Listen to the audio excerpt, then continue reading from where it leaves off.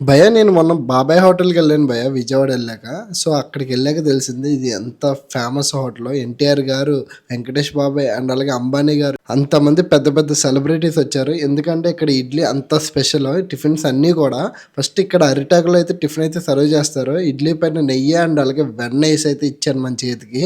ఇంకా అలా ఇడ్లీ తీసుకొని అలాగా కారప్పొడితో ఫస్ట్ అలా నంచుకొని తినడం ఉన్నది భయ్య. నెక్స్ట్ లెవెల్ అసలు స్మూత్‌గా నోట్లో పెట్టుకుంటే కరిగిపోయింది. నెక్స్ట్ చట్నీలు కూడా ఇక్కడ అద్దిరిపోయినాయి అంతే. ప్రైస్ వచ్చేసరికి 40 రూపీస్ అంతే జస్ట్. నెక్స్ట్ ఇక్కడ ఫేమస్ అయిన పొడి ఆనియన్ దోస భయ్య. నేను వెళ్ళేసరికి పెసరట్టు లేదు అయిపోయిందంట. సో, ఇది కూడా టేస్ట్ అయితే నెక్స్ట్ లెవెల్ ఉంది. 80 రూపీస్ ప్రైస్.